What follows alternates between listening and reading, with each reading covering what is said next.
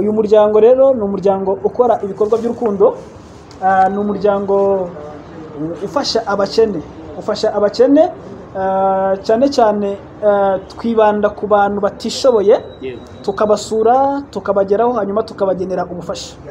Ukiri aho ngaho ngira ngo wenda tujya tubabona hirya no hino, haba mu magare haba n'ahandi hantu hahurira abantu benshi. Hari aba bambaye amabaji, hari aba bambaye imipira, ubona ko ari umuryango. Bari abantu ubundi kugira ngo baze mu muryango, process zigenda gute nkawe nka Fauna? Urakoze cyane. Usanga abantu bakora amanyanga bitwaje ibikorwa by'urukundo ariko twebwe siko bimeze, kuko nekereza ko buriya igikorwa kijya kwitabirwa n'abantu 190 ntago ariko bose babinjije. Wavuze uti mu kwa gatandatu mutanga ama mituweli, mukagira igihe cy'ubusabane, haba hari n'igikorwa se giteganyijwe imbere ku buryo wenda abantu babishyiramo imbaraga, ari abatanga izo support, ari abatanga support z'amasengesho, bikaba byakorwa? Urakoze cyane, umbajije ikibazo cyiza. Mu kwa gatandatu dufite ibintu bidasanzwe.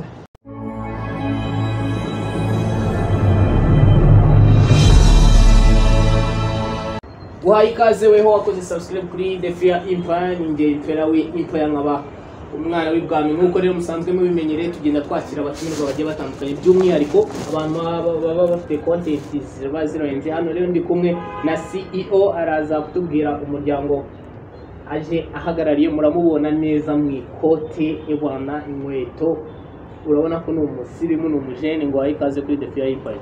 Murakoze cyane. Umeze ute? Meze neza, ndashima Imana. Ndashima Imana. Yes.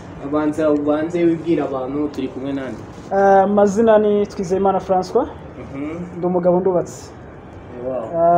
Nkaba mpagarariye umuryango wa Famille Kesia, ni umuryango ukora ibikorwa by'urukundo. Yes, tutarinjira rero kuri uwo muryango, mwabyumvishe ko ahagarariye umuryango witwa Kesia, sibyo? Uyu akaba ari we CEO cyangwa se akaba ari we founder w'uwo muryango. Ndagira ngo tubwire uwo muryango ukora iki mbere na mbere. Murakoze cyane. Mbere ya byose reka mbanze mbashimire kuba mwamaye ikaze kugira ngo tubane muri iki kiganiro. Uyu muryango rero ni umuryango ukora ibikorwa by'urukundo, ni umuryango ufasha abakene cyane cyane twibanda ku bantu batishoboye, tukabasura tukabageraho hanyuma tukabagenera ubufasha. Ukiri aho ngaho ngira ngo wenda tujya tubabona hirya no hino, haba mu magare haba n'ahandi hantu hahurira abantu benshi. Hari aba bambaye amabaji, hari aba bambaye imipira, ubona ko ari umuryango. Bari abantu ubundi kugira ngo baze mu muryango, process zigenda gute nkawe nka Fauna? Urakoze cyane. Umbajije ikibazo cyiza. Gusa twebwe uko umuryango wacu ukora, ntabwo twebwe tugenda mu magare, ahubwo twebwe dufite ihuriro twakita nka group duhuriraho, hanyuma twamara kurihuriraho tukazagena umunsi w'igikorwa. Rero iyo umunsi w'igikorwa ugeze, nibwo dutangira kugena ibikorwa tuzakora, hanyuma twamara kubigena tugashyiraho umusanzu dushyizeho. Ntabwo dukatira umuntu umusanzu azatanga, oya, ahubwo dukora liste, hanyuma ya liste buri muntu wese akagenda yitanga, ariko azi neza ko ubwo bwitange atanze hari umuntu bugiye guhindurira ubuzima, cyangwa se hari umuntu bugiye kuremera ibyishimo. Wenda abantu bari kugenda cyangwa se icyumvikana nuko ubwo mwebwe umuryango wanyu ho ntago utandukanye n'abandi tujya tubona binjira mu mabisi bavuga ati dukora ibikorwa by'urukundo. Muratandukanye? Yes, ego biratandukanye, kuko impamvu bitandukanye, twebwe ntabwo tujya tugenda mu mabisi, ahubwo twebwe kenshi dukorera online. Ariko iyo online tugira ibihe tugenda duhuramo, hari igihe duhurira mu bikorwa, ese hari igihe dukora umusangiro, ku buryo abantu bose duhuriye muri wa muryango duhura tukaganira tugakora ubusabane.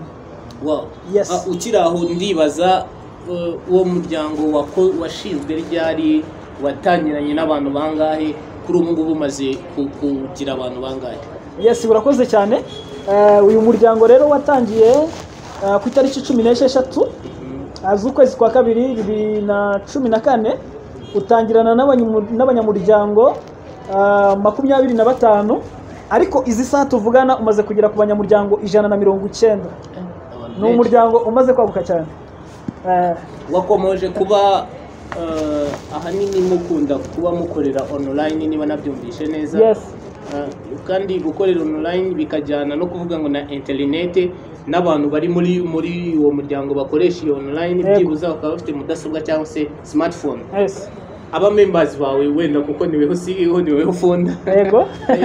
Abanyamuryango bawe bose ubwo ibyo baba babyujuje bafite smartphone bafite internet dusobanurire aho ngaho. No kuvuga ngo aba banyamuryango bacu barabyujuje bafite smart, ariko niyo umuntu agize ikibazo w'umunyamuryango akabura ya smart akabura online, tugira uburyo tumukurikiranamo kuko dufite komite, dufite abantu twita sociale. Abo ba sociale ikintu bashinzwe no kumenya ubuzima bwa buri munyamuryango. Nubwo dukora ibikorwa byo hanze tukita kuba hanze tugafasha abo bakene, ariko natwe ubwacu muri twe tugiramo ibikorwa byo gufasha bamwe muri twebwe. Ngira ngo hari abo twatangiriye biga machine zo kudoda, turasurana abarwayi bo hagati muri twebwe, wagize ubukwe turamushingiraho hagati muri twe, wagize ibyago turamutabara. Mbese dufite sociale, twubatse sociale kugira ngo ajye atumenyera ubuzima bw'umunyamuryango, ndetse na wa wundi wavugaga wavuye online tubashe kumenya uyu muntu nubwo atakiri online, tugomba kumukurikirana, ntabwo tumutakaza ahubwo turakomeza tukamenya amakuru ye. Yes, igira ngo rero abanyarwanda wenda hari abajya bagenda babona abantu bakora ibikorwa by'urukundo bakibaza uburyo bigenda, wenda nagize amahirwe nakwifatiye niko nabivuga nakwiboneye. Noneho nsobanurira wenda tuvuge ubushobozi burabonetse bwo kuba mwafasha umuntu, mugendera kuki kugira ngo muvuge muti uyu muntu mu by'ukuri akwiye gufashwa? Ese araza akababwira wenda ubuzima bwe abayemo, ese muramureba mukamwamita uko bisa kose uyu muntu akeneye iki? Bigenda gute iyo mugiye gufasha hanini? Mukorera hehe, mwibanda mu tuwe duce? Yes, urakoze cyane, umbajije ikibazo cyiza, ariko ngarutse inyuma gatoya, ubundi intego ya famiye yacu tunagendera ku ijambo ry'Imana. Na dini dushingiyeho cyangwa se ahandi hantu runaka, ariko twanagendeye ku ijambo ry'Imana dusanga mu gitabo cy'Abafilipi bice 2 umurongo wa 4 n'uwa 5. Ni ijambo rivuga ngo umuntu wese muri mwe yere kwizirikana ahubwo azirikane n'abandi, ngo kandi mugire wa mutima wari muri Kristo Yesu. Rero warumbajije ikibazo ngo mushingira kuki iyo tugiye gufasha twebwe. Akenshi twahisemo kugenda mu ntara zitandukanye. Kugeza iyi saa tumaze kugenda mu ntara 3, aho ubungubu turi gutegura kujya mu majyepfo. Rero iyo tugiye kujya mu ntara gufasha, twebwe tuvugana n'inzego za leta, hanyuma ubuyobozi bwa leta bukaduha ikaze, bwamara kuduha ikaze tukoherezayo timu noya ikagenda ikazatoranya ba bantu, tukabona ko kuko ba bantu bakeneye ubufasha, hanyuma tugategura umunsi nyirizina wo kujya gukora iki gikorwa. Bivuze ngo ubwo ibyo mukora biba bizwi na leta? Yes, ibyo dukora biba bizwi na leta, ariko babimenya aho ngaho twagiye gukorera. Ni ukuvuga ngo niba agace turi bujye muri ko kabimenye. Dushobora kumenyesha akagari kakamenyesha umurenge ukamenyesha akarere, ariko tukinjirayo babizi. Ubu mumaze nko gufasha abantu bangahe? Ubu ngubu tumaze gufasha abantu bakaba muri 250. Ubundi mubafasha gute? Mubishyurira amashuri, ubundi wenda tubiremo muri make? Urakoze cyane. Ubundi mu mwaka uburyo dukoramo, mu mwaka dukoramo inshuro 2. Mu kwa gatandatu dutangira abantu mituweli, yego, hanyuma mu kwa 12 tugatanga ibyo kurya ku bakene. Ni nko kubaha umunsi mukuru ariko kuri ba bantu batishoboye. Uvuga ngo ikintu dukora dutegura mu minsi mbere y'iminsi mikuru, dutegura igikorwa tugakusanya ya nkunga, hanyuma tukazayiguramo bya bintu bikenewe byose mu rugo, ya bikoresho by'amasuku, ibiribwa byose, umuceri, kawunga, amavuta n'amasabune, na bya bindi by'isuku byose bikenerwa mu rugo. Hanyuma noneho ba bantu tukagenda tukaba umunsi mukuru, bakarya umunsi mukuru nk'abandi bakanezerwa. Ariko mu kwa gatandatu tuba tubikora igikorwa cyo gutangira abantu mituweli. Yes. Wenda nkomoje kuri icyo ngicyo, hari abafite umutima wo gufasha, yes, ariko mu by'ukuri usanga icyizere kikiri gikeya. Wenda icyo nacyo uragikomozaho. Hanyuma hakaba hari n'ugira umutima wo gufasha, ndetse akaba ashobora kumva ashobora kujoininga umuryango wanyu.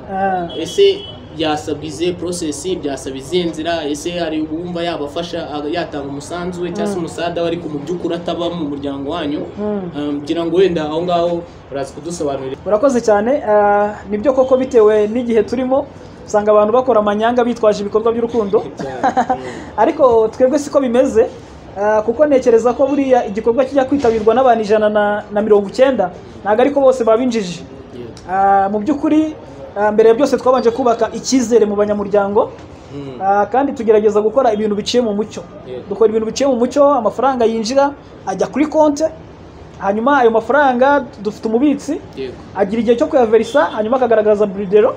Mbese usanga ari ibintu biri ku murongo neza ku buryo n'umunyamuryango ubwe yakira raporo ku yindi kugira ngo amenye se ya mafaranga nanga agera kuri wa muntu yagenewe, ese akora iki, ese bigenda biti. Rero twubatse icyizere mu banyamuryango kandi ibingibi tubikora kubera ko nta zindi nyungu, ariko kubera intego dufite ya rya jambo ry'Imana rivuga ngo umuntu wese muri mwe yere kwizirikana ahubwo azirikane n'abandi. Natwe nicyo kintu twahisemo. Hanyuma warumbaje ngo umuntu ashaka kwinjira muri twe. Nibyo koko uyu umuntu ashaka kwinjira muri twe nta kindi kintu bisaba. Kintu bisaba turabanza tukagusobanurira uburyo dukoramo, wakumva ubikunze ufite umutima w'urukundo wo gufasha tukaguha ikaze nta kibazo. Nta kindi kintu bisaba. Hanyuma ushaka gufasha we ariko mu by'ukuri adashaka kuba mu muryango wanyu, ese biremewe, ese byakunda, we byasaba iki, byanyura muzenzera? Yes, urakoze cyane. Kubera ko dufitemo n'abanyamahanga ariko bataba muri uyu muryango. Dufitemo abanyamahanga batera inkunga uyu muryango ariko batabamo, ndetse tukagira nabo mu Rwanda bataba mu muryango hagati ariko iyo ku gihe cy'igikorwa bohereza ya nkunga kugira ngo nabo bakore icyo gikorwa. Rero abo nabo iyo igihe cy'igikorwa cyegereje, ikintu dukora ubukangurambaga, tukamenyesha ba bantu bemeye kudutera inkunga, hanyuma ya nkunga bakayohereza nayo ikajya mu gikorwa. Ariko iyo udashaka kuba mu muryango ariko ugatera inkunga nabyo birashoboka. Wenda tugana no ku musozo, haba hari ngira ngo wenda niba nabo nzi wavuze uti mu kwa gatandatu mutanga mituweli mukagira igihe cy'ubusabane, haba hari nk'igikorwa se giteganyijwe imbere ku buryo wenda abantu babishyiramo imbaraga, ari abatanga izo sapoti, ari abatanga sapoti z'amasengesho, bikaba byakorwa? Urakoze cyane, umbajije ikibazo cyiza. Mu kwa gatandatu dufite ibintu bidasanzwe. Tuzakora igikorwa cy'urukundo, tuzatangira abantu mituweli mu karere ka Nyanza, ariko byo noneho twabikoze mu buryo bwagutse muri special. Kuko tuzakora n'uburyo bw'igiterane, aho tuzakora igikorwa cy'urukundo ariko tukanakora igikorwa cy'igiterane. Ubwo tuzavuga ubutumwa abantu bakire Yesu n'umwami n'umukiza, ariko tunabaremere ubundi buzima mu buryo bwo kubafasha mu mibereho yo kwivuza, tubatangiye de mutuelle de santé kugira ngo bazabeho neza, ariko twanababwirije ijambo ry'Imana. Rero ku itariki ya mbere y'ukwa gatandatu nawe udukurikiye ndakuraritse uzaze ubane natwe. Ngira ngo tuzaba dufite ibihe byiza, tuba dufite amakorari, abahanzi, kugira ngo dukore icyo gikorwa cy'urukundo ariko twanavuze ubutumwa bwiza. Ngira ngo abantu bari kubyumva. Wenda wavuze uti mufite konti, batubwiye ko mufite account. Yes. Amafaranga anyuraho mu buryo, kuko ikintu wenda nakunze nuko n'inzego za leta zibe zibizi naho muba muri bujye, birumvikana ko mugenda musanga ikaze. Ahubwo nk'ubu hari nk'abantu baba badukurikiye bakaba bati hari abantu baba barishyuriwe mituweli, ni ukuvuga ngo hari abantu baba barabayeho ku bw'abo bantu baba babafasha. Akavuga ati se wenda mu buryo buri direct, mu buryo buri direct iyo account amafaranga anyuraho ate ku buryo n'uri kureba ikiganiro wenda afite, kuko hari ushobora kubireba ntagire ubushobozi bwo ko wenda mwavugana, sibyo, ku buryo ashobora guhita yoherezaho amafaranga buri direct mu buryo bwihuse, niba ari momo, niba ari momo utange na biro za momo. Urakoze cyane. Mu by'ukuri wenda ntago naje nitwaje konti ngo mbe nayivuga, ariko tugira n'umubitsi. Tugira umubitsi, ayo mafaranga yamugezeho we icyo akora ayaverisa kuri banke, hanyuma akagaragaza buridero.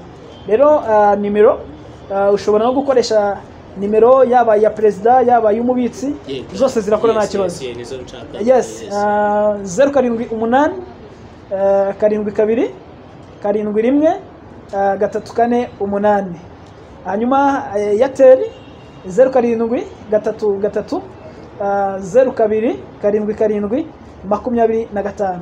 Birabo twasubiramo MTN ni 0788 72 71 348. Yes, abantu mwese rero mufite umutima w'urukundo, njya nkunda kuvuga ini niba wariye, niba wabonye ahantu uryama, niba ufite akazi, menya ko hari abandi batari kubona ayo mahirwe, menya ko hari abagiye kuburara, hari ababwiriwe, hari abambaye ubusa. Rero mu gihe weho wagiriwe ubuntu nawe umenya aho bwirageze, hari igihe nawe wazasanga ejo ukeneye gufashwa, kandi buriya gufashwa ntabwo ari weakness, ahubwo ntabwo isi isakaye. Ngira ngo rero ufite umutima wo gufasha, izi nomero wazumvishe, urabahamagara ukababwira ushaka kuba joininga, mwumvisha uburyo bigenda. Reka ngushimire nkubwire ni wakoze kubana nanjye, Ngendi Defia nkaba impera w'Empire, abandi banyita umwana w'ibwami. Wakoze nawe, reka ngushimire nkubwire ni wakoze kwitabira. Nanjye reka mbashimire cyane, mwakoze cyane Fia. Yego. Muri abantu beza. Kandi ndatekereza ko yaba badukurikiye dukomeze tubashyigikire namwe. Good. Wakoze.